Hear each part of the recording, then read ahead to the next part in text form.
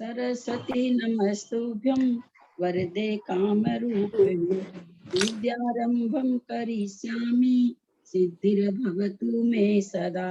द्वादशं जिनवाली माता की जय। तत्वार सूत्र ग्रंथ राज की जय। उमा स्वामी आचार्य की जय। सर्वार्थ सिद्धि ग्रंथ राज की जय। पूज्यपाद आचार्य की जय। सिद्धांत शास्त्री फूलचंद जी की जय। अढ़ाई दीप में विराजमान सभी आचार्य उपाध्याय सब साधु के चरणों में नमोस्तु नमोस्तु नमोस्तु। सभी आरिका माता जी के चरणों में बंदामी बंदामी बंदामी। सभी छुलक छुलिका इलक के चरणों में इच्छामी इच्छामी इच्छामी। सभी प्रतिमाधारी के चरणों में रूप में विराजमान अंजना जी के चरणों में वंदना वंदना वंदना। जो भी पूज्य जन है सबका सादर चरण स्पर्श। सभी से सादर जय जिनेन्द्र। तत्वार सूत्र पर उमा स्वामी जी के द्वारा रचित तत्वार सूत्र पर संस्कृत टीका पूज्य पादाचार्य के द्वारा जो की गई है उसका स्वाध्याय कर रहे हैं। उसका स्वाध्याय करते हुए हम लोग छठे अध्याय में पहुंच गए हैं।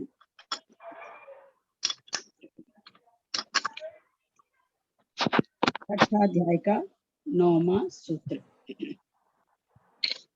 मोक्ष मार्ग से नेतारम भेतारम तरम विश्व तत्वानां वंदे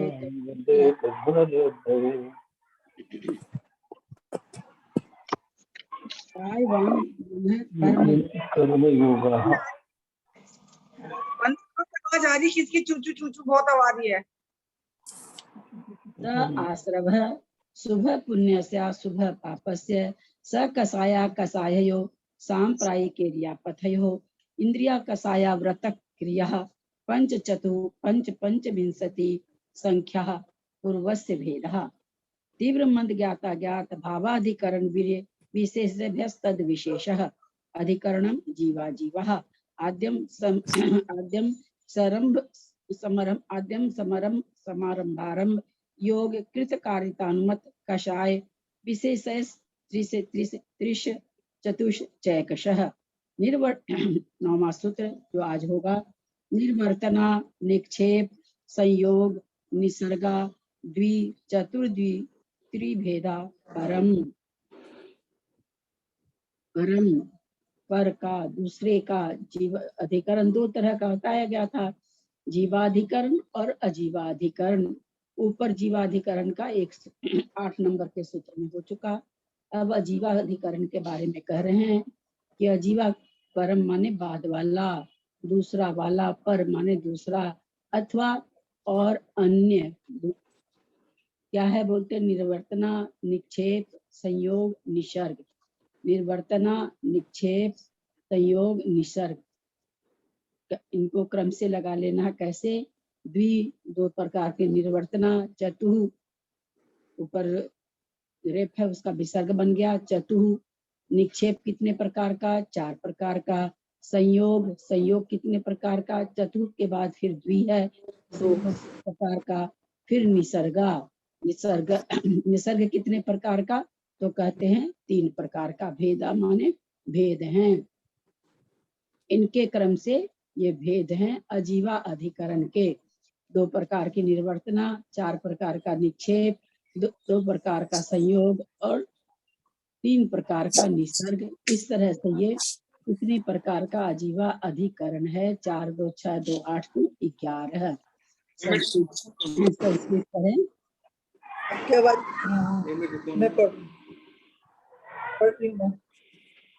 निर्वर्त्य इति निर्वर्तना निष्पादना, निक्षिप्ते इति निक्षेप है स्थापना, संयुज्यते इति संयोगो विस्तीकृतम, निसर्जते इति निसर्ग है प्रवर्तनम।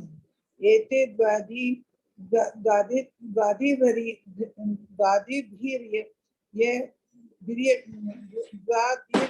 वीर्यार्था कर्मं विसंबध्यन्ते। निर्वर्तना द्विभेदा निक्षेप चतुर्भेदः संयोगो द्विभेदः निसर्ग त्रिभेद इति। ते एते भेदा अजीवादि कर्णस्य वेदितव्यः परवचनमनर्थकम्। पूर्वसूत्रे आद्यमिति वचनादिदम शिष्टार्थ भवतीति नानार्थकम अन्यार्थ पर शब्द है। सम्रादि ध्योन्यानि निर्वर्तेत्नादीनि इत्यर्था ही निवर्तना दीनामात्रं परिमाण सद्भाव जीवाधिकरण विकल्पः एवति विज्ञाप्यते। निर्वर्तनाधिकरणं द्विविधं मूल गुण निर्वर्तनाधिकरण गुण निर्वर्तनाधिकरणं चेति तत्र मूल गुण निर्वर्तनम पंचविधम शरीर वांग मन प्राणापनाश्च उत्तर गुण निर्वर्तनम काष्ठ पुस्तक चित्र कर्मादि निक्षेप चतुर्विध अप्रत्यय वेक्षित निक्षेपाधिकरणम भू प्रमृष्ट निक्षेपाधिकरणम सहसा निक्षेपाधिकरणमना भोग निक्षेपाधिकरणम चेति निसर्गा त्रिविध काय निसर्गाधिकरणम बाघ निसर्गाधिकरणम मनो निसर्गाधिकरणम चेति उक्तः सामान्यं कर्माश्रभेदः इदानीं कर्म विशेषाश्रभेदो वक्तव्यः तस्मिन् वक्तव्ये आदि और ज्ञान दर्शनावरण यो राश्रभेद प्रतिपत्त्यर्थमः।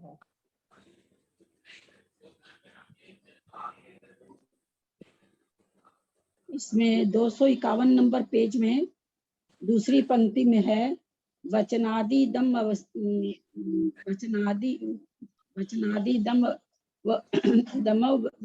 दम वशिष्ठार्थ।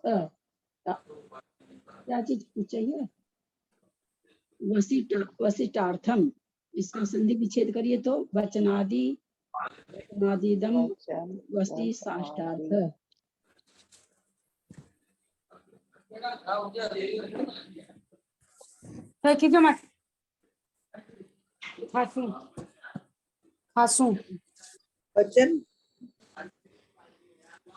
वचन प्लस आदि प्लस जो बोल रहे हैं अपने को म्यूट कर लीजिए, बहुत आवाज आ रही थी तो मैंने म्यूट किया सबको।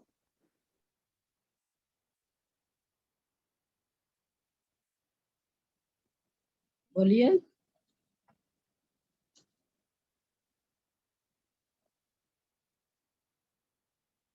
बोलिए जो बोलना चाह रहे हैं।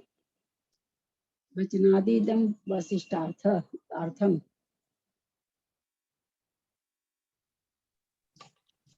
वचन प्लस आदि प्लस तम प्लस वशिष्ठार्थ। मैं बोलूं ललिता जी? वचन प्लस आदि, ये दम का क्या हो गया? दम अवशिष्ट होगा, फिर तो अवशिष्ट अर्थम। दम का क्या होगा? अवशिष्ट होगा ये। मान से हाँ, गलत है? बोलिए मंजू जी, आप बोलिए। नहीं तो बोलिए। कौन? नहीं तो नहीं, मंजू जी जो कर हैं, हाँ जो प्राय। हाँ हाँ आप बोलिए। मैं तो बोली ना अभी। नहीं, आपका तो गलत है। हाँ बोलिए मंजू। हाँ, आपकी आवाज, आप म्यूट हो, खोल के बोलो। हाँ, वचन प्लस आदि प्लस इदम अवशिष्ट अर्थम। ये तो कैसे बैठेगा? वचन प्लस आदि आपने कर दिया, फिर इदम कर दिया, तो आदि और इदम मिलके तो फिर दी बड़ा होना चाहिए था, यहाँ तो दी छोटा है, तो कैसे बैठेगा ये? बोलिए। आदि प्लस इदम करेंगे तो आदि बड़ा हो जाएगा, फिर तो यहाँ तो द में छोटी मात्रा है, तो ये तो बैठेगा नहीं ना। वचनात् होगा। हाँ, बहुत सुंदर, बहुत सुंदर, बहुत सुंदर। प्लस इदम, बहुत अच्छा। फिर अवशिष्टार्थम, बहुत सुंदर, तुरंत आपने पकड़ लिया। बहुत अच्छी बात है, बहुत अच्छा संधि करते हैं आप, बहुत अच्छा करते हैं। मेरे को भी एक बार इस शब्द को देखी तो मुझे भी 1 सेकंड लगा इसको देख करके कि ये क्या बैठेगा इसमें। बहुत सुंदर आपने बताया, बहुत अच्छी बात है। आप लोग समझ गए इसकी संधि? वो पहले पकड़ में नहीं आया, फिर मैं भी यही बोल रही थी, वचनात् और इदम होगा। वो पहले नहीं आया, एक बार का समझ में। हाँ नहीं आया होगा, थोड़ा सा कर भाई, हल्का किधर जाएगा? हाँ, किधर जाएगा? वचनात् हो प्लस जाएगा। इदम प्लस हाँ, इदम में से हाँ अ निकल गया, हाँ अवशिष्टार्थ हो गया ना। तो हाँ इदम में से माँ में से आ निकल के अवशिष्टार्थ हो गया। अच्छा ठीक है। अवशिष्टार्थम, हाँ तुम्हें लगता अवशिष्ट प्लस अर्थम ऐसे हो जाएगा, है ना, आगे भी हो जाएगी संधि विच्छेद। हाँ वचनात् प्लस इदम प्लस अवशिष्ट प्लस अर्थम, ठीक है। हाँ अच्छा, आप लोग बहुत मतलब अच्छा करने लगे हैं सब कोई। और ये मंजू जी का तो कहना ही क्या भाई, ये तो बहुत ही अच्छा संधि विच्छेद करती हैं। आप कहाँ से हो मंजू जी?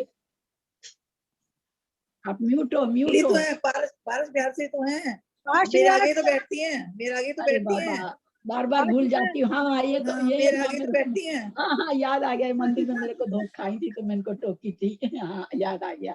बहुत अच्छा करती हैं भाई, आपके मंदिर में इतनी अच्छी हैं जानकार, आप लोग को लाभ लेना चाहिए। चलिए शुरू करते हैं हम लोग अर्थ। पर अर्थात अजीवाधिकरण क्रम से 2 4 2 3 2 3 भेद वाले निर्वर्तना, निक्षेप, संयोग और विसर्ग रूप है।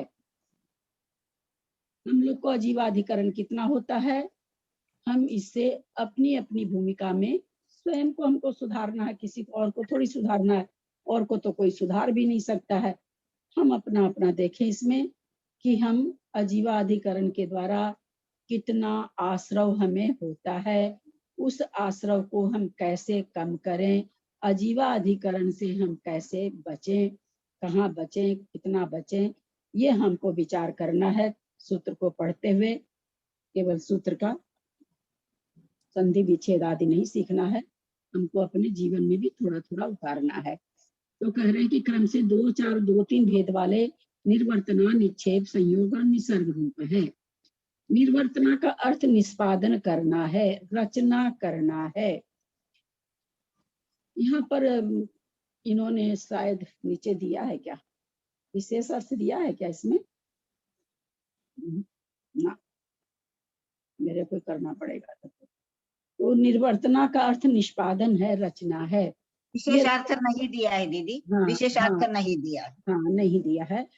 तो ये जो रचना है, निर्वर्तना है अथवा रचना है, 2 प्रकार की होती है, मूल गुण निर्वर्तना और उत्तर गुण निर्वर्तना। मूल गुण निर्वर्तना तो वो है, क्योंकि आश्रव की बात चल रही है, अजीव के द्वारा आश्रव होना, बात आश्रव की चल रही है। मूल गुण निर्वर्तना में हो जाएगा शरीर, वचन, मन, प्राण और अपान, इनकी रचना करना मूल गुण निर्वर्तना है। हम क्या इनकी रचना करते हैं क्या? शरीर, वचन, मन, प्राण और अपान, हम इसकी रचना हम नहीं करते करते, सबकी हम नहीं रचना करते। नाम कर्म के उदय से होती है ना। हाँ, क्योंकि हमारे नाम कर्म का उदय है, कर्मों को हम बांधते, अपने ही कर्मों के द्वारा हम इनकी रचना करते हैं। तो हम क्या कर रहे हैं? मूल गुण निर्वर्तना कर रहे हैं, यानी निर्वर्तना, मूल गुण निर्वर्तना के द्वारा अजीवा अधिकरण कर रहे हैं। कैसे अजीवा अधिकरण? शरीर अजीव, वचन अजीव, मन अजीव, प्राण अजीव, अपान सब, चूंकि कोई आत्मा के प्रदेश तो ये है नहीं, ये सारे क्या नाम है, सो कार्बन वर्गना के द्वारा सब तैयार होते हैं, तो सब तो अजीव ही हैं। और इन अजीवा अधिकरण के द्वारा हम ये अपना क्या कहते हैं, आश्रव हमको हो रहा है। ये तो हो गया मूल गुण निर्वर्तना। और उत्तर गुण निर्वर्तना, जैसे काष्ठ कर्म करना, जो बढ़ई लोग काम करते हैं, चित्रकार लोग चित्र वगैरह बनाते हैं, पुस्तक वाले पुस्तक को जैसे पुस्तक तैयार करते हैं, उस पर कवर चढ़ाते हैं, पुस्तक बनाते हैं, तो काष्ठ कर्म, पुस्तक कर्म, चित्र कर्म, और भी जितने ये आपके लुहार वगैरह सब जितने भी तरह की क्रियाएं हैं, अजीवाधिकरण बाहर, ये तो शरीर, वचन, मन, प्राण और अपान तो अपने शरीर के अंदर हो गई, तो इसको मूल गुण कह दिया। और बाहर जो निर्वर्तना हुई उसको उत्तर गुण निर्वर्तना कहा। ये उत्तर गुण में जितने भी तरह के कार्य हैं बाहर के, हवाई जहाज का निर्माण करना, ट्रेन का निर्माण करना, कार का निर्माण करना, रिक्शा का, जितनी भी चीजें हैं वो सारे क्या आ जाएगी, उत्तर गुण निर्वर्तना है। इसको तैयार करते हुए भी आश्रव अजीवाधिकरण के द्वारा आश्रव हो रहा है। दीदी प्रणाम, यानी बाह्य साधनों से कुछ बनाना, बहिरंग तो साधनों से। हाँ, बहिरंग साधनों से नहीं, बहिरंग में ही कार्य करना समूचा। अब जैसे जी, पुस्तक पर जिल्द चढ़ा रहे हैं तो पुस्तक भी बहिरंग, जिल्द भी बहिरंग, है ना, और हमारे आश्रव हो रहा है। तो क्या हमें धार्मिक पुस्तकों को जिल्द नहीं चढ़ाना चाहिए? नहीं, वो देखिए आश्रव यहाँ पर आचार्य ने ये नहीं कहा कि शुभ आश्रव या पाप आश्रव, यहाँ करें इन चीजों से आश्रव होता है। अब अगर हम पूजा की थाली तैयार कर रहे हैं, द्रव्य धो रहे हैं, तो हमारा पुण्य आश्रव हो रहा है। और अगर हम खाने पीने के लिए सब्जी बना रहे हैं, काट रहे हैं, या खाली खाने का कर रहे हैं, तो हमको पाप आश्रव होगा। तो अजीवाधिकरण के द्वारा अजीवाधिकरण जैसा होगा वैसा पुण्य और पाप का आश्रय हो जाएगा। तो मूल गुण निर्वर्तना हमने समझा दो तरह की, मूल गुण और उत्तर गुण। साड़ियां बनाना, खिलौने बनाना, है ना, ये सब सारी चीज उत्तर गुण में आ जाएगी। दीदी अब जिनवाणी और में जो चढ़ाते हैं कवर तो वही लगा तो कहे ना कि जैसे जिनवानी में कवर चढ़ाना, फटा हुआ उसको चेपते भी हैं। आश्रय तो वहां भी होगा, क्योंकि आश्रय तो हमारे 24 घंटा हो रहा है, दोनों प्रकार का आश्रय हो रहा है। हम चौथी गुण स्थानवर्ती होते भी 5वें गुण स्थान, कहाँ तक हमारे पापाश्रय हो रहा है? 10वें गुण स्थान तक हमारा पाप कर्म की प्रकृतियों का बंद हो रहा है। क्योंकि प्रति समय हम चाहे शुभ कार्य कर रहे हो चाहे अशुभ कार्य कर रहे हो, दोनों ही कार्यों से, दोनों ही योगों से हमारे शुभ कर्म की प्रकृति भी बंद रही, शुभ प्रकृति का भी बंद होता है और अशुभ प्रकृति का भी बंद होता है। कैसे होता है? हमने कर्मकांड जी में जाना है कि 47 प्रकृतियां ध्रुव बंदी है। उस ध्रुव बंदी प्रकृतियों में तेजस से कारमान शरीर, गुरु लघु, निर्माण, उपघात, ये प्रकृतियां कैसी है? ये प्रकृतियां शुभ प्रकृतियां हैं। तो ये भी निरंतर बंध रही है। जब हम पापाश्रय कर रहे हैं, किसी की हिंसा कर रहे हैं, क्रोध कर रहे हैं, कुछ भी कर रहे हैं, किसी भी तरह की क्रिया कर रहे हैं, उस समय भी ये पांचों बंध रही है। और जिस समय हम पूजा पाठ कर रहे हैं, ध्यान लगा के बैठे हैं, सामायिक में बैठे हैं, उस समय भी सारी कसाई वगैरह का बंद हो रहा है। तो अशुभ प्रकृतियों का भी बंद हो रहा है। तो कहाँ तक बंद होता चला जाता है? 10वें गुण स्थान में जाकर के 9वें गुण स्थान तक सारी कसाई का बंद हो रहा है। 9वें गुण स्थान तक इतने शुभ परिणाम हो गए, ध्यान में लगे हुए मुनिराज, बिल्कुल भी बाहर का कुछ भी तिनका भर भी उनके ज्ञान में नहीं है, फिर भी वहां पर अशुभ बंद हो रहा है। शुभ योग के द्वारा भी अशुभ बंद होता है। कर्मकांड जी में आ भी चुका है कि अगर हम अशुभ योग के द्वारा अशुभ बंध माने, अशुभ प्रकृति का बंध, अप्रशस्त प्रकृति का बंध माने, शुभ योग के द्वारा शुभ प्रकृति का बंध माने, ये नहीं घटेगा।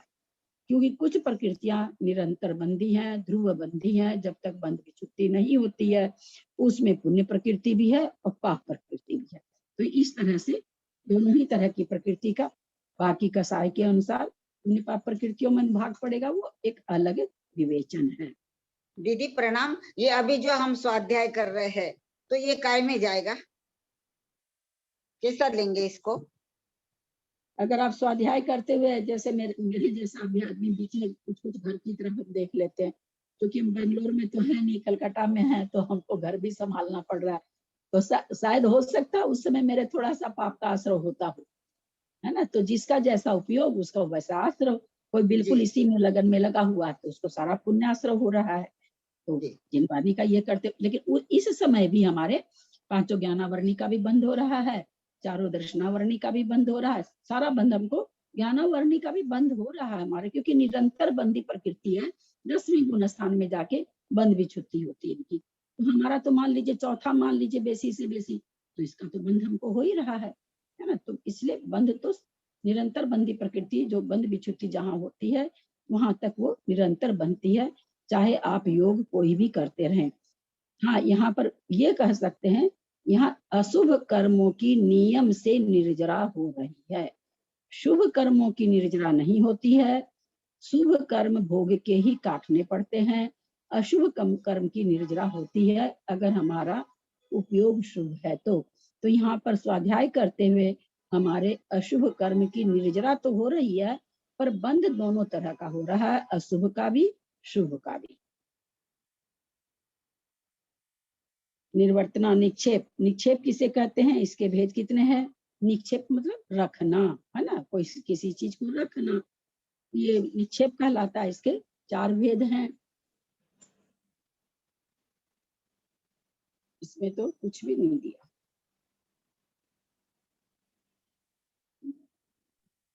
आखिरी में 4 लाइन में दिया है। हम्म, दिया हुआ है आखिरी के 4 लाइन में।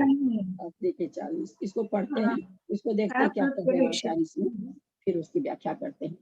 निर्वर्तना का अर्थ निष्पादन, निष्पादना अर्थात रचना है। निक्षेप का अर्थ स्थापना अर्थात रखना है। संयोग का अर्थ मिश्रित करना अर्थात मिलाना है। निसर्ग का अर्थ परिवर्तन है। ये क्रम से 2 आदि शब्द के साथ संबंध को प्राप्त होते हैं। यथा निर्वर्तना 2 प्रकार की, निक्षेप 4 प्रकार का, संयोग 2 प्रकार का, निसर्ग 3 प्रकार का है। ये सब अजीवा अधिकरण के भेद हैं। सूत्र शंका, सूत्र में पर वचन निरर्थक है, क्योंकि पिछले सूत्र में आद्य वचन दिया है, जिससे यह ज्ञात होता है यह शेष के लिए है। ये बचा हुआ दूसरे के लिए अपने आप ही अजीवा अधिकरण निकल गया। आपको पर देने की क्या जरूरत आ गई इसमें? क्यों आपने 2 अक्षर बढ़ा दिए? समाधान, अनर्थक नहीं है, क्योंकि यहाँ पर शब्द का अर्थ अन्य अर्थ है। अन्य मतलब दूसरे का, जिससे यह ज्ञात होता है कि निर्वर्तना आदि के समारंभ आदि से अन्य हैं। यदि पर शब्द न दिया जाए तो निर्वर्तना आदि आत्मा के परिणाम है। ऐसा हो जाने से ये जीवा अधिकरण के भेद समझे जाएंगे। निर्वर्तना अधिकरण 2 प्रकार का है, मूल गुण निर्वर्तनाधिकरण, उत्तर गुण निर्वर्तनाधिकरण। और कुछ नहीं दिया यहाँ पर। देखिए, मूल गुण निर्वर्तनाधिकरण 5 प्रकार का है, शरीर, वचन, मन, प्राण और अपान तथा काष्ठ कर्म, पुस्तक कर्म, चित्र कर्म आदि उत्तर गुण निर्वर्तनाधिकरण है। निक्षेप 4 प्रकार का है, अप्रत्यवेक्षित निक्षेपाधिकरण, दुष्प्रमृष्ट निक्षेपाधिकरण। ये निक्षेप वाला जो आश्रव है अधिकरण, अजीवा अधिकरण, हम लोग को खूब लगता है। सहसा निक्षेपाधिकरण, अनाभोग निक्षेपाधिकरण। किसको कहते हैं? अप्रत्यवेक्षिताधिकरण। किसको? अप्रत्यवेक्षित, वेक्षित माने देखना, अप्रत्य मतलब बिना देखे बिना, बिना देखे बिना किसी वस्तु को रख देना, इसको अप्रत्यवेक्षित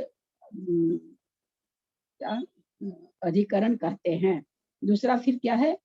अप्रत्य के बाद फिर है दुष्ट प्रमिष्ट निक्षेपाधिकरण। ठीक तरह से शोधी नहीं हुई भूमि में किसी वस्तु को रख देना, है ना, ध्यान ही नहीं दिया और टेबल पर चींटी चल रही थी, लाके जिनवानी रख दिया, चौके में गए, जल्दी जल्दी काम किए, कुछ भी पड़ा था, ध्यान नहीं गया, चकला बेलन सब उसी पे रख दिया। तो कहते हैं ठीक तरह से शोधे बिना जो रखा जाता है उसको दुष्ट प्रमिष्ट निक्षेपा अधिकरण। तो इन दोनों में क्या फर्क हुआ? उसमें भी तो बिना देखे और देखना, सुनना, दो चीज। उसमें बिना देखे वस्तु को रख देना, वो हो गया अप्रत्य।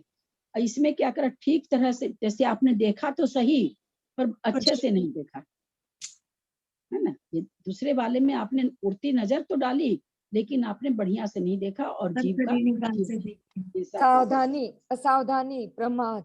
हाँ, देखा तो सही पर असावधानी पूर्वक रख दिया।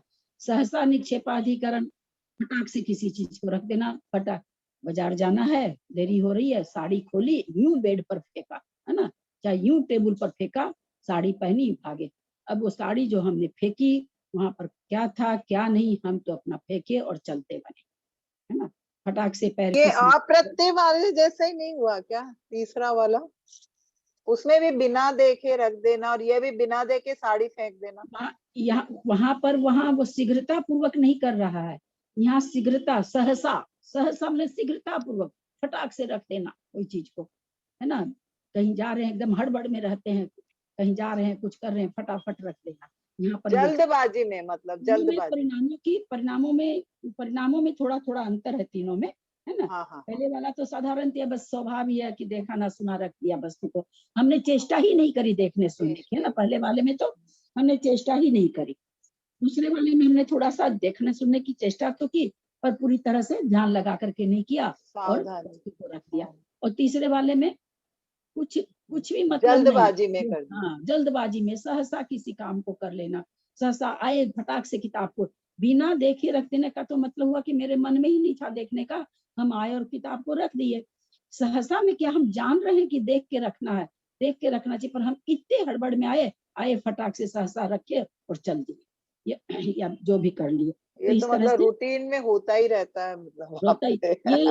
ये सबसे ज्यादा अजीवाधिकरण अपने लोग को इसी से होता है, मतलब निक्षेप से ही होता है। निक्षेप वाला दोष हम लोग को खूब लगता है, कपड़ा हर कैसे उतार लेना, सुखा देना, कर लेना, ये बहुत लगता है हम लोग। फिर है अनाभोग, तो करके किसी जैसे मान लीजिए कि आपके हाथ में चावल की डिब्बी है, मंदिर के चावल की डिब्बी है, आप आए डाइनिंग टेबल पर जूठे बर्तन पड़े थे, आपने वहीं पर किनारे उसको रख दिया, है ना। तो बिना देखे अयोग्य स्थान पर वस्तु रख देना, उसके लायक अयोग्य स्थान। हाँ, अब हाथ में पुस्तक थी, जिनवानी थी, जिनवानी को हमने क्या किया, हर कहीं टेबल पर रख दिया, वहां जूठा गिलास पड़ा था, हमने देखा नहीं।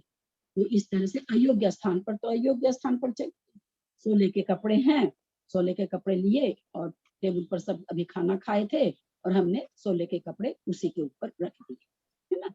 ये सब चीज हम लोग मतलब ये अधिकरण, ये जो है मुझे जैसा लगता है कि हम लोगों को ये बहुत होता है, ऐसा मुझे लगता है, क्योंकि हम लोग को हमेशा ही हड़बड़ी रहती है, हमेशा ही परेशानी रहती है कुछ ना कुछ दिमाग में, तो ये वाला मदद होता है। अब कहते हैं संयोग दो प्रकार का है, भक्त पान संयोगाधिकरण, उपकरण संयोगाधिकरण। भक्त पान पीने खाने पीने की चीज में है ना, मतलब संयोग का मतलब मिश्रित करना, मिलाना। तो भक्त पान संयोग और उपकरण के क्या, किसी अन्न पान को दूसरे अन्न पान में मिलाना, अन्न पान संयोगाधिकरण है। भक्त उपकरण में क्या होगा, कमंडल आदि को, ऐसे ही बर्तन पड़े हैं और भी बर्तन पड़े हैं, वहां ले जाके कमंडल आदि को रख देना। उपकरण को मिलाना उपकरण संयोग है। भक्त पान में खाने पीने की चीजों को मिलाना। भक्त जैसे हम लोग बहुत बनाते हैं, हम लोग क्या, mango shake, Apple shake, banana shake, है ना, खूब बनाते हैं। एक चीज क्या है, गर्म करके उबाली हुई है, एक चीज क्या है, बिल्कुल ठंडी है। खूब बनता अपने लोग के यहाँ, दिन भर में पता नहीं कितनी बार बनता है। तो ये भी भक्त पान सबके यहाँ बनता है, अमरस वगैरह। हाँ, हम लोग क्या तो बोले ना, हम लोग क्या सबके यहाँ खूब बनता है, खूब बनता है। तो ये भक्त पान संयोग है, तो इससे भी हमारा अजीवा अधिकरण का आश्रव होता है। निसर्ग, निसर्ग का अर्थ क्या है, तो कहते हैं प्रवृत्ति करने को, है ना, किसी कार्य में प्रवृत्त होने को निसर्ग कहते हैं। हम कितनी तरह से प्रवृत्त होते हैं किसी भी कार्य में, तो कहते हैं काय निसर्गाधिकरण, वचन निसर्गाधिकरण, मन निसर्गाधिकरण, है ना। इस तरह से इसके तीन भेद हैं। तो काय से प्रवृत्ति करना काय निसर्गाधिकरण कराएगा, वचन से होने वाली प्रवृत्ति वचन निसर्गाधिकरण कहलाएगा, मन से होने वाली प्रवृत्ति मनो निसर्गाधिकरण कहलाएगा। और तीनों में से कोई न कोई प्रवृत्ति हम लोग के सपने में भी चलती ही रहती है, तो 24 घंटा किसी न किसी प्रवृत्ति के साथ हम लोग रहते ही हैं। सामायिक में भी बहुत अच्छी सामायिक करते हैं, किसी की बहुत अच्छी सामायिक होती है लोगों की, तो उस समय भी मन से होता रहता है, मन से चिंतन चलता रहता है। निर्वर्तना आदि को, तो इस तरह से इनको अजीवा अधिकरण क्यों कहा गया, कि अजीव के आश्रय से जो अधिकरण है, आश्रव का जो अधिकरण है, ये सब अजीव है, इसलिए इनको अजीवा अधिकरण कहा गया। सामान्य से कर्माश्रव के भेद कहे, इस समय अलग अलग कर्मों के आश्रव के भेदों का कथन करना चाहिए। उसमें सर्वप्रथम प्रारंभ के ज्ञानावरण और दर्शनावरण के आश्रव के भेदों का कथन करने के लिए आगे का सूत्र कहते हैं। अब 8 कर्मों का विवरण चल रहा है। सबसे पहले ज्ञानावरण और दर्शनावरण, उन दोनों का हमारे किस तरह से आश्रव होता है, क्योंकि दोनों अशुभ प्रकृति है, अप्रशस्त प्रकृति है, तो आश्रव तो इसका हो रहा 10वें गुण स्थान तक, 10वें गुण स्थान में जाके इसकी बंद भी छुट्टी है लास्ट में, तो हो तो वहां तक रहा है। लेकिन आप लोग आज सुबह ही पढ़े हैं, इसका उत्कृष्ट अनुभाग बंद किसको होता है? वहां पर मिथ्या दृष्टि जीव को होता है, मनुष्य को होता मिथ्या है। दृष्टि जीव को होता है। तो अगर हम लोग मिथ्या दृष्टि हैं तो उत्कृष्ट स्थिति अपनी जगह अलग चीज है। स्थिति तो स्थिति बंध का प्रकरण अलग है, लेकिन अनुभाग बंध हम कहते हैं ना, कई बार कहते हैं हमको याद ही नहीं होता, हमको समझ में ही नहीं आता है। तो इसका क्या मतलब समझे कि दर्शनावरण ज्ञानावरण का, तत् संबंधी ज्ञानावरण का हमारे उत्कृष्ट अनुभाग का उदय है। अगर हमको जो चीज समझ में नहीं आ रही है, किसी ज्ञानावरण की चीज, ऐसे कोई शास्त्र, चाहे अब स्कूल की पढ़ाई क्यों नहीं कर रहे हैं, स्कूल की पढ़ाई कर रहे हैं, अलजेब्रा हमको समझ में नहीं आ रहा है, ट्रिगोनोमेट्री हमको समझ में नहीं आ रही, ज्योमेट्री हमको समझ में नहीं आ रही है, तो हमें क्या समझना चाहिए कि ज्ञानावरण का वहां पर तीव्र स्थिति नहीं घटाएंगे, वहां पर अनुभाग बंद है, तीव्र अनुभाग बंद है वहां पर। तो हम लोग बहुत बार ये चीज कहते हैं ना, हम लोग को याद नहीं होता, हम लोग को समझ में नहीं आता, तो हम लोग वहां पर समझे कि हमारे आवरण का जो अनुभाग है वो बहुत तीव्र है, अनुभाग का है ना, स्थिति नहीं, अनुभाग का। पढ़ते हैं आगे आचार्य हमें क्या समझा रहे हैं। तत्प्रदोष निहिणव मात्सर्यांतराया मात्सर्यंतराय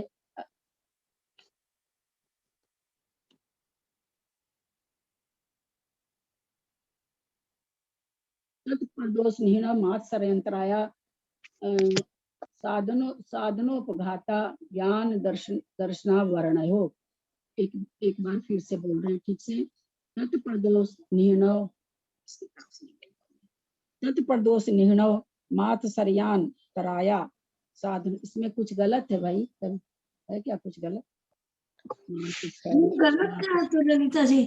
मात्सर्य अंतराय आसाधना, एक मिनट देख रहे हैं, कहीं कुछ गलत है क्या? इस पढ़ने में दिया है हमको। तत्प्रदोष निहिणव मात्सर्यांतराया साधनोपघाता ज्ञान दर्शना वर्णयो। तत्प्रदोष निहिणव, बाकी इसके बाद वाले दोनों शब्द एक साथ बोलने पड़ेंगे। मात्सर्यांतराया साधनोपघाता ज्ञान दर्शना वर्णयो। क्या चालू कर दिया? हाँ बंद करिए ना, ओ बंद करिए। तत्प्रदोष निहिणव मात्सर्यंतराया साधनोपघाता ज्ञान दर्शना वर्णयो। तत्प्रदोष निहिणव मात्सर्य अंतराय असाधन उपघात ज्ञान दर्शन आवरणयो। संस्कृत पढ़े फिर इसका हिंदी करते मैं हैं। पढ़ रही हूँ। तत्व ज्ञानस्य मोक्ष साधनस्य कीर्तने कृते कस्यचिदन अभिव्यवहार व्याहरत अंतः प्रशून्य परिणाम प्रदोष है। कृतश चिंता कृतश चित्कार नानास्ति न वेदमित्यादि ज्ञानस्य व्यपल्पनम नियनम। ललिता जी निन्नव होता है नियन्नव होता है? हम लोग तो निन्नव बोलते हैं, इसमें बोलते हैं? नया आधा होता है या है आधा?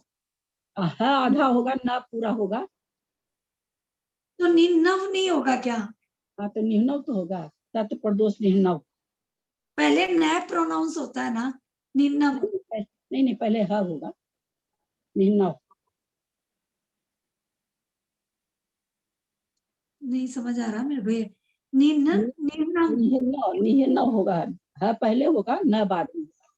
मैं तो हमेशा ही नया पहले बोलती हूँ। नियनव नियनव है। कृतश्चित् कारणात् भावितमपि विज्ञानं दानार्हमपि यतो न दीयते तन्मात्सर्यं ज्ञान व्यवच्छेदकरण मंतराय है। कायेन वाचा च पर प्रकाश ज्ञानस्य वर्जनमासाधनम् प्रशस्त ज्ञान दूषण मुपघात है। आसाधन में वेति चेत सतो ज्ञानस्य विनय प्रदानादि गुण कीर्तनानुष्ठान मासाधनम उपघातस्तु ज्ञानम ज्ञान में वेति ज्ञान नाशाभिप्राय है। इत्यनयोरयं भेदः। संधि विच्छेद जान गए हैं तो फिर तो गलत नहीं पढ़ना चाहिए ना, ज्ञानम किसको? ज्ञान थोड़ी बोलना चाहिए, ज्ञान म ज्ञान में वेति। तो मैंने ये तो मैं क्या बोली थी, आप ज्ञानम ज्ञान बोले। ऐसे बोली, सॉरी, ज्ञान में ज्ञान, सॉरी, ज्ञान में ज्ञान में वेति ज्ञान नाशाभिप्राय है, इत्यनयोरयं भेदः है। तत् शब्देन ज्ञान दर्शनयोः प्रतिनिर्देशः क्रियते। कथम पुनर्प्रकृतयोर् निर्दिष्टयोस् तच्छब्देन परामर्शः कर्तुं शक्यः प्रश्नापेक्षया। ज्ञान दर्शनावरणयोः का आश्रव इति प्रश्ने कृते तदपेक्षया तच्छब्दो ज्ञान दर्शने प्रतिनिर्दिशति। एतेन ज्ञान दर्शन वस्तु तत्साधनेषु च प्रदोषादयो योज्यः तन्निमित्तत्वात् त एते ज्ञान दर्शनावरणयोराश्रव हेतवः एक कारण साध्यस्य कार्यस्यानेकस्य दर्शनात् तुल्येपि प्रदोषादौ ज्ञान दर्शनावरणाश्रव सिद्धि अथवा विषय भेदादाश्रव भेद है। ज्ञान विषयाः प्रदोषादयो ज्ञानावरणस्य, दर्शन विषयाः प्रदोषादयो दर्शनावरणस्येति। इसी का नीचे से तीसरी लाइन, ज्ञान दर्शनावरणयोर आश्रव हेतवः, इसका संधि विच्छेद करें, ज्ञान दर्शनावरणयोर आश्रव हेतवः, आश्रव हेतवः।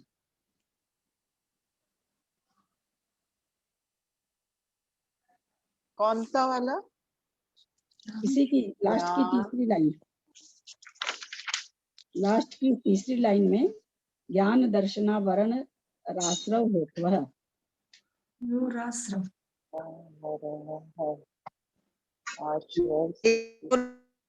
दीदी दीदी मैं बोलूं? ज्ञान दर्शनावरण आश्रव।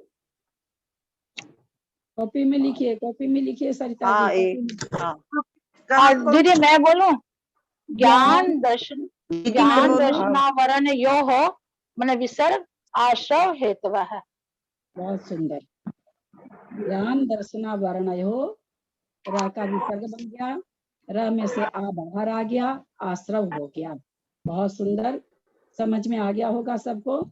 ज्ञान दर्शन आवरण हो भी ले सकते हैं, इसको भी संधि विच्छेद कर सकते हैं। ज्ञान दर्शन प्लस आवरणयो प्लस आश्रव हेतवः, आश्रव हेतु एक साथ आ सकता है, वहां कोई संधि विच्छेद नहीं है। बहुत अच्छा। अब इसी पेज में 252 पेज में चौथी लाइन का शुरू वाला शब्द, प्रथम पुनरप्रकृतियोर निर्दिष्ट योस तत्शब्देन,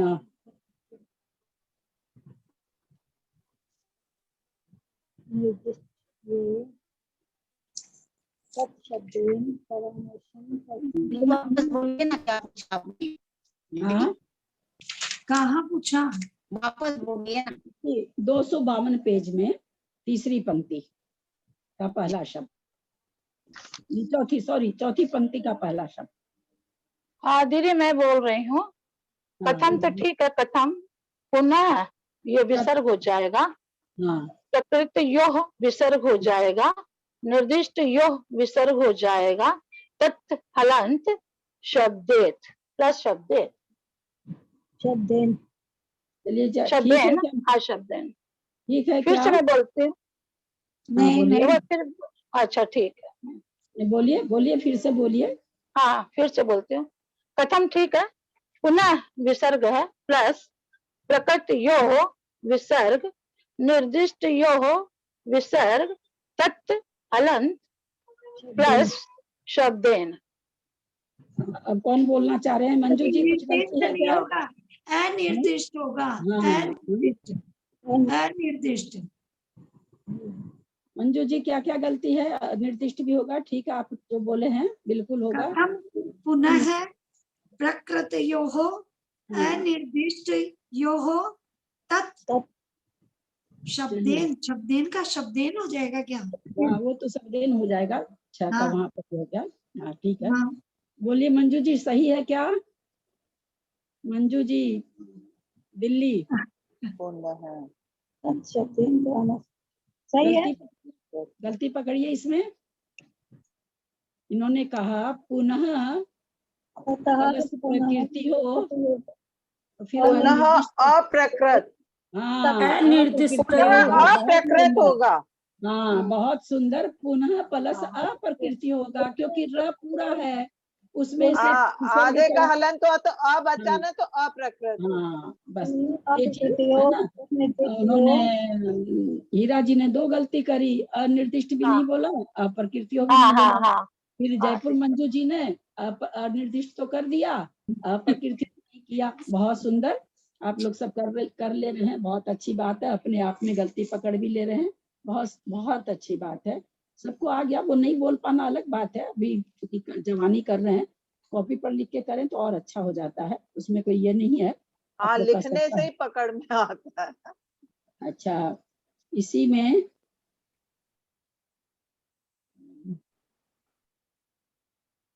628 जहाँ लिखा हुआ है उसकी दूसरी पंक्ति, कुतश्चित् कारणान् नास्ति। कहाँ? कुतस् दूसरी पंक्ति में है, 628 जहाँ लिखा हुआ है उसमें दूसरी पंक्ति में है, शुरू में ही, कुतश्चित् कारणान् नास्ति। कुतः प्लस चित कारणात् प्लस भवितम प्लस अपि। आप और कहीं चलेगा, पंक्ति के शुरू में है कुतश्चित् कारणान् नास्ति।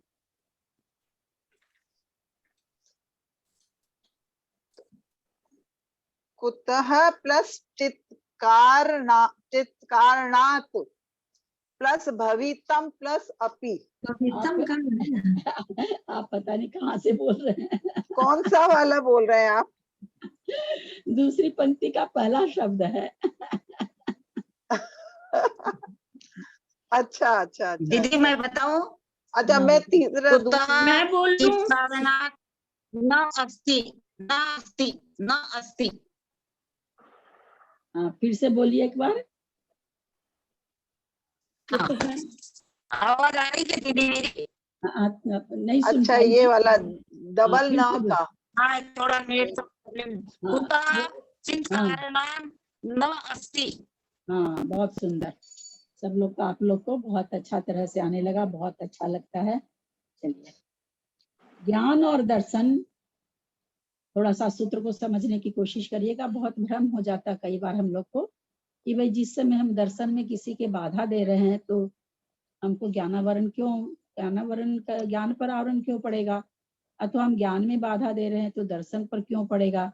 यहाँ पर दोनों ज्ञानावरण दर्शनावरण का जो कारण बताया, आश्रव का एक ही बताया है। तो कैसे हम समझे इसको हम लोग अभी देखेंगे। ज्ञान और दर्शन के विषय में प्रदोष, निहिनव, मात्सर्य, अंतराय, आसादन और उपघात ये ज्ञानावरण और दर्शनावरण के आश्रव हैं। तत्व ज्ञान मोक्ष का साधन है। उसका गुणगान करने पर उस समय नहीं बोलने के जो भीतर पेशून्य रूप परिणाम होता है वह प्रदोष है। मोक्ष का साधन है तत्व ज्ञान, गुणगान उसका हो रहा है लेकिन मेरे को अच्छा नहीं लग रहा है, नहीं सुहा रहा है, तो इस तरह से जो मेरे परिणाम चल रहे हैं तो कहते हैं वह प्रदोष है। किसी कारण से ऐसा नहीं है, मैं नहीं जानता, ऐसा कहकर ज्ञान का अपलाप करना निहिनव है। कोई चीज आपसे पूछी गई, आप उसको अच्छी तरह से जान रहे हो, आचार्य मुख से भी सुने हो अथवा जिनवानी में पढ़े हो, लेकिन सामने वाला को आपको नहीं बताना है, तो वो जो कह रहा है तो आपने ऐसा तो कह दिया कि ऐसा तो नहीं है, पर मैं नहीं जानता। इस तरह से जो अपलाप ज्ञान का करते हैं तो कहते हैं इसको निहिनव कहते हैं। विज्ञान का अभ्यास किया है वह देने के योग्य भी है, तो जिस कारण से वह नहीं दिया जाता है वह मात्सर्य है। क्यों ऐसा करता है कि भाई ये मेरे से ज्यादा जान जाएगा, ये मेरे से ज्यादा अच्छा हो जाएगा, लोग इसी को पूछेंगे, मेरे को पूछेंगे ही नहीं। इस तरह का मात्सर्य भाव अंदर में जब होता है तो हम जानते हुए भी हम बता सकते हैं, आपको समझा सकते हैं, लेकिन हम नहीं समझाएंगे, आधी बात रख लेंगे कि नहीं तो आप भी तेज हो जाएंगे। तो इस तरह की जो भावना मन में आती है, इससे ज्ञानावरण और दर्शनावरण का बंद होता है। जी 1 मिनट, नियनव का माता सुपार्श्वती माता जी से पूछा था, उन्होंने कहा गुरु का नाम छुपाना, व्यक्त नहीं करना, वो नियनव वो भी होगा, सारी चीजें आ जाएगी उसमें। न्यूनम मतलब छिपा, मतलब न्यूनम जैसे का अर्थ आरती। हाँ न्यूनम का अर्थ छिपाना होता है। कोई चीज आप कोई चीज पता है, गुणगान हो रहा कि भाई मोक्ष मार्ग में ये सहायक है, ये सहायक है। अब हमसे आपसे हम पूछ रहे हैं कहाँ से आप पढ़े, तो नहीं बस ऐसे ही आप उस ग्रंथ का नाम बताना चाह रहे हो। तो न्यूनम मतलब छिपाना होता है, कुछ भी मतलब उन्होंने बताया छिपाइए। था जैसे कि आरती हुई, तुमसे लागी लगन हुई, उसमें हम लोग बोल देते हैं सेवक द्वय कर जोड़ प्रभु की, बोला पहले उनका नाम लेना चाहिए, जिन्होंने हाँ, रचना हाँ, की उनका नाम उन्होंने लीजिए। बताया था ललिता जी की पहले जैसे मक्खन मत करो विकल्प कहाँ जुनवाणी, ये पहले बात वो तो बोलना चाहिए। अपने यहाँ ये बात पहले हो चुकी है, आप लोग को याद, आप लोगों ने एक प्रश्न हाँ किया था, तो मैंने यही तो कहा था ना कि पहले जिसकी रचना उसका नाम लीजिए, उसका नाम। अपना या हाँ सारे भक्तों का लीजिए। ये बात पहले अपने यहाँ हो चुकी हाँ, है। ये आपने भी बताई थी। हाँ देने के योग्य है, जिस कारण से वह नहीं दिया जाता है वह मात्सर्य है। ज्ञान का विच्छेद करना अंतराय है। दूसरा कोई ज्ञान का विच्छेद, दूसरा कोई ज्ञान का प्रकाश कर रहा हो, तब शरीर या वचन से उसका विच्छेद करना असाधन है। कोई ज्ञान की बात कह रहा है, अब आपको लग रहा है इसकी बात तो सही है, आप तो अब उसको क्या करना, आपको झूठ करना, उसका निषेध करना, बात वो सही कह रहा है। या तो आप शरीर के द्वारा हाथ पैर ऐसे फालतू बोल रहे हैं, कोई कहने की बात थोड़ी है, एकदम ऐसे ही बोल रहे हैं। हम लोग का आदत होता है ना, हाथ वाथ करके ऐसे बोलते हैं, हाथ से भी नहीं होता तो फिर वचन से भी थोड़ा बोल देते हैं, ऐसे ही बोलते हैं, ऐसा थोड़ी होता है। जबकि हम जान रहे हैं कि वो सही बोल रहे हैं, लेकिन चूंकि उनका ये निषेध करने के लिए हम इस तरह का बोलते हैं, तो कहते हैं ये आसाधन है। प्रशंसनीय ज्ञान में दूषण लगाना उपघात है।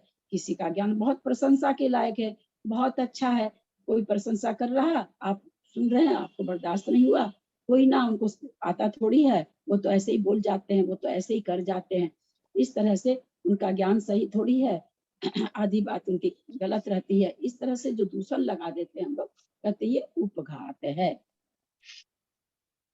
उपघात का जो लक्षण किया है उससे वह असाधन ही ज्ञात होता है। समाधान, प्रशस्त ज्ञान की विनय न करना, उसकी अच्छाई की प्रशंसा न करना आदि आसाधन है। परंतु ज्ञान को अज्ञान समझकर ज्ञान के नाश का इरादा रखना उपघात है। पहले वाले में तो है कि प्रशंसा नहीं कर रहा है अच्छे ज्ञान की, विनय नहीं कर रहा है। उपघात में तो ज्ञान को ही नाश कर रहा है कि नहीं, ये तो बोल ही गलत रहा है, ये तो बता ही गलत रहा है। तो इस तरह से कहते हैं, इस तरह का ये दोनों में अंतर है, आसाधन और उपघात में। सूत्र में तत्व पद ज्ञान और दर्शन का निर्देश करने के लिए दिया है। शंका, ज्ञान और दर्शन अप्रकृत हैं तथा उनका निर्देश फिर भी यहाँ किया है। फिर यहाँ तत्व शब्द के द्वारा उनका ज्ञान कैसे हो सकता है? समाधान, प्रश्न की अपेक्षा अर्थात ज्ञानावरण दर्शनावरण का क्या आश्रय है, ऐसा प्रश्न करने पर उसकी अपेक्षा तत्व शब्द ज्ञान और दर्शन निर्देश करता है। ऊपर वाले की शंका का जवाब दे रहे हैं कि भाई तत्व हमने क्यों दिया, क्योंकि प्रश्नकर्ता ने प्रश्न किया कि ज्ञानावरण दर्शनावरण का आश्रय का क्या कारण है, तब हमने उसको तत्व से इंगित किया कि तत्व माने उनका। शब्द ज्ञान और दर्शन का निर्देश करता है। इससे यह अभिप्राय निकला, ज्ञान और दर्शन वालों के विषय में तथा उनके साधनों के विषय में प्रदोष आदि की योजना करनी चाहिए, क्योंकि ये उनके निमित्त से होते हैं। ये प्रदोष आदि ज्ञानावरण दर्शनावरण कर्म के आश्रय के कारण हैं।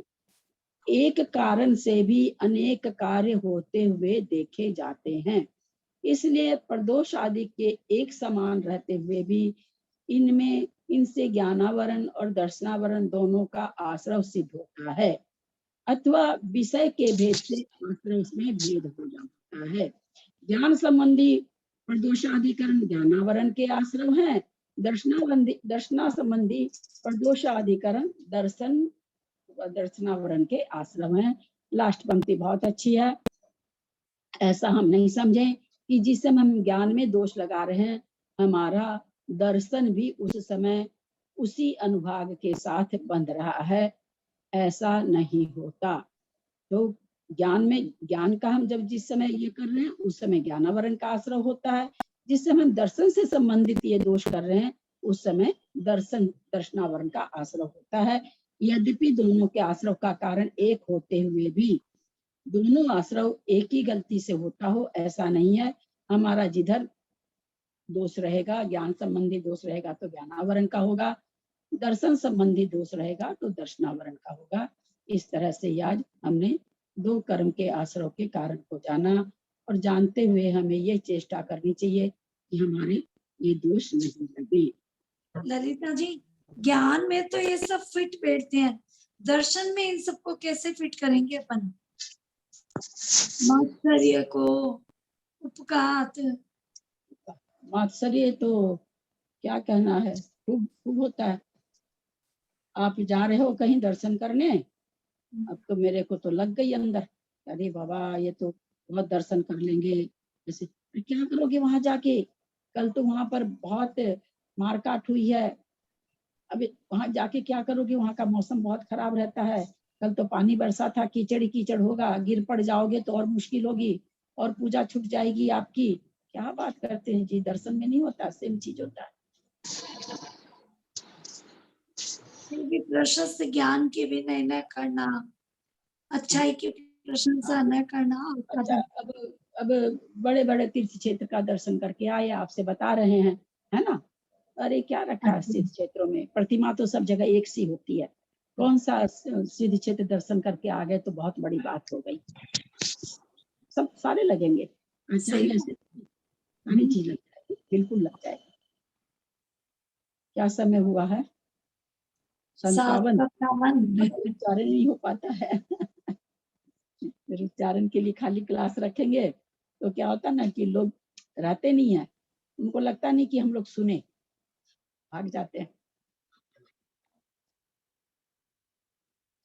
आज तो समय नहीं है। हमारे मंदिर में दीदी एक बार प्रदोष का फिर से समझा दीजिए ना, प्रदोष का मीनिंग क्या हुआ? कुछ और मतलब इस बुक के अलावा कुछ है क्या प्रदोष का मीनिंग? यहाँ पर प्रदोष का अर्थ यही दिया, पेशून्य रूप परिणाम होना। पेशून्य मतलब थोड़ा, पेशून्य वैसे चुगली को कहते हैं, पेशून्य रूप परिणाम होना। जैसे अब कोई बोल रहा है तत्व ज्ञान के बारे में, समझा रहा है, अब वो जिस समय समझा रहा है उसी समय क्योंकि उसके बहुत अच्छी बात बता रहा है, तो अंदर से पेशून्य रूप परिणाम हो रहे हैं, तो बस दूसरे को भी नहीं, कुछ नहीं, बातों में क्या रखा है, ये कोई बात सारी सही थोड़ी होती है। इस तरह से पेशून्य रूप परिणाम करना प्रदोष है। दूसरे की प्रशंसा को ना सुहाना, ये भी तो हो सकता है। चुगली भी तो होता है, ज्ञान की कर रहा है, उसकी प्रशंसा को किसी की मतलब प्रशंसा हो रही है कि बहुत अच्छा जानता है, उसे ना सुहाना। हाँ, एक मिनट, अगर हम स्थूल रूप से देखें तो सारे दोष एक जैसे लगेंगे, एक ही में सारे गर्भित हो जाएंगे अगर हम स्थूल रूप से देखें तो। लेकिन आचार्य इसलिए अलग अलग बता देते हैं, थोड़ा सूक्ष्म विवेचन लेकर के बता दिया। जैसे अभी उन्होंने कहा ना कि आसादन उपघात में क्या अंतर है, तो आसादन में उन्होंने कहा कि प्रशंसा नहीं करना, उपघात में कह दिया उसको घात ही कर देना कि ये तो गलत बोल रहा है, ये तो सही नहीं बोल रहा है, उसके बोले वचनों का ही घात कर दिए। आसादन में तो क्या है कि प्रशंसा नहीं किया उसको, अच्छा वो सब लोग प्रशंसा कर रहे हैं लेकिन मैं प्रशंसा नहीं कर रही हूँ कि भाई मेरे को नहीं, मतलब मैं नहीं प्रशंसा करना चाह रही हूँ। तो दोनों में अंतर है। वास्तव में देखा जाए तो उपघात भी जलन से, ईर्ष्या से ही कर रहा है, और आसादन भी अंदर ईर्ष्या बसी हुई है। पूरी ब्रेक हो गई थी आपकी, कुछ समझ नहीं आ रहा था वो। ये सारे दोष है ना, अगर देखें बहुत ज्यादा ब्रेक हो रही है। हाँ, आज आपकी वॉइस बार बार मतलब ऐसे टूट के आ रही है, हाँ, बहुत ज्यादा कट रही है, बहुत ज्यादा कट रही है। आ रही है। साफ आई है, आज तो उल्टी पता नहीं। हमारे इस पे तो नहीं आ रही। नहीं साफ नहीं आई, आज तो कटी है, बहुत कटी है, बहुत आवाज तो कटी है, साफ आई आवाज। बहुत खराब हुई है आवाज। आवाज तो कट रही है आज। मेरे पास भी बहुत मेरे पास भी बहुत कटी। कुछ लोग को अच्छी आ रही है, कुछ लोग को कट के आ रही है, तो इसका मतलब जिनके हाँ। कट के आ रही है खराब है। हाँ। उनके नेट की प्रॉब्लम है ना, उनके नेट की प्रॉब्लम है, मेरे नेट की प्रॉब्लम नहीं है। फिर मेरे नेट की रहती ना तो सबको कट के आती, क्योंकि मेरे ही नेट से अच्छी नहीं जाती तो किसी को भी अच्छी नहीं आती। कुछ को अच्छी आ रही है, कुछ को कट के आ रही है, तो इसका मतलब जिसके कट के आ रही है ना उसके नेट में प्रॉब्लम। आज तो मेरे नेट में प्रॉब्लम नहीं आई है। बहुत अच्छी आ रही है आवाज। लास्ट सेंटेंस क्या बोले दीदी, वो वापस रिपीट कर दीजिए प्लीज। है जो दोष हैं, प्रदोष, निहीनो, मात्सर्य, अंतराय और आसादन और उपघात, अगर देखें तो इसके जड़ में, मूल में एकदम केवल ईर्ष्या है और कुछ नहीं। मूल में तो ईर्ष्या ही है, मात्सर्य है मूल में। तो हम जो भी ये 6 तरह का दोष लगा रहे हैं, अंदर में हमारी ईर्ष्या भाव भरा हुआ, तभी हम लगा रहे हैं। चाहे हम नाम छिपा रहे हैं कि भाई ये गुरु से जाके सीख लेगा, ग्रंथ को पढ़ के सीख लेगा, तो वो भी वही चीज हो गया, है ना। छिपाना तो एक बताया उन्होंने कि छिपाने से भी, गुरु के नाम छिपाने से आश्रम होता है, तो उस हिसाब से एक निहीनो शब्द दे दिया कि निहीनो से भी आश्रम होता है। लेकिन वास्तव में हम छिपा क्यों रहे हैं, उसके मूल में कारण क्या है? मूल में तो ईर्ष्या ही कारण है ना, कि हम वो सीख लेगा, वो भी जान जाएगा, वो भी उस गुरु के पास जाएगा तो गुरु से बहुत ज्यादा ज्ञान सीख लेगा। तो अंदर कहीं ना कहीं हमारे मात्सर्य भाव है। तो मेरा अपना चिंतन है कि सारे 6 दोष में कहीं कैसे अगर घुमा फिरा के लेके आते हैं तो अंदर पैशून्य भाव या मात्सर्य भाव जो भी कहें, इन्हीं भाव के कारण वो ऐसा करता है। बस थोड़ा थोड़ा सा अंतर कर दिए कि गुरु का नाम छिपाना निहीनो हो गया, प्रशंसनीय ज्ञान में दोष लगाना प्रदोष हो गया, है ना, मात्सर्य हो गया, आते हुए तत्व ज्ञान आते हुए भी कोई पूछता है तो नहीं बताना, मात्सर्य हो गया। तो मात्सर्य क्योंकि वो हमसे ज्यादा जान जाएगा। तो सारी चीज में मुझे जो लगता है कि कोई पढ़ रहा है उसमें बत्ती बुता देना, उसको कोई काम कहना कि नहीं तुम ये काम करो, अंतराय डालना, तो ये भी क्यों कह रहा है? क्योंकि ये पढ़ लेगा, ये कर लेगा। तो कुल मिलाकर के मुझे लगता है इसमें ईर्ष्या वाला चीज सारे में कहीं ना कहीं ईर्ष्या अंदर रहती है, तभी ये कारण होते होंगे।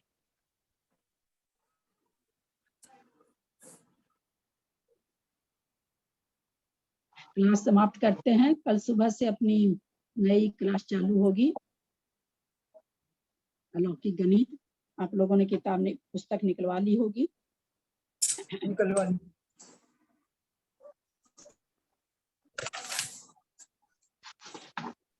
जिनवानी स्तुति करें। जी दीदी मैंने तो हाँ कुछ बोल रहे क्या? करवा ली है।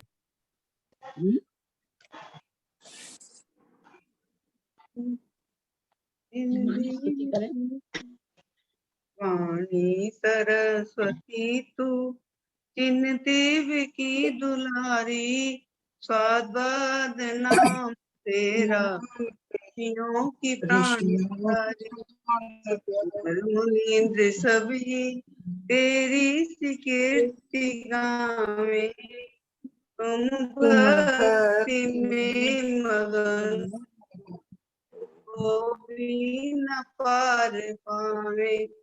इस गाढ़ मोह मद में हमको नहीं सुहाता, नहीं मात्र याद आता, एक शत्रु जननी हमको सदा रुलाते, दत्त ज्ञान दे चार माही हमको नित दुख दे रुलाते, कुछ तेरी कृपा से हम कुछ शांति लाभ कर ले, निज की पहचान कर ले। ये तो लास्ट वाला बोल दिया। हम शीश को झुकाते, दो ज्ञान दान हम जब लो वाणी सरस्वती तू जिन देव की दुलारी, का स्वाद नाम तेरा ऋषियों की प्राण प्यारी और जिनवानी माता की जय। खाने पीने सोने पड़ने में जो भी प्रभु दोष लगा हो क्षमा दान दो प्राश्चित दे, जिससे वे तुम दिन उनके रत्नाकर में अब उनकी खान रहा तेरे चरण कमल में प्रभु अपना मस्तक झुका रहा, अपना मस्तक झुका रहा, अपना मस्तक। बोल जिनवानी माता की जय। सब बड़ों से धोख सभी से सादर जय जिनेन्द्र। सभी बड़ों को सादर चरणों में सभी को सादर जय जिनेन्द्र। सादर प्रणाम जय ललिता जी दो करते हैं, सबको सादर जय सभी बड़ों को प्रणाम और जय जिनेन्द्र। जी को वंदना, सभी बड़ों को सादर प्रणाम, सभी को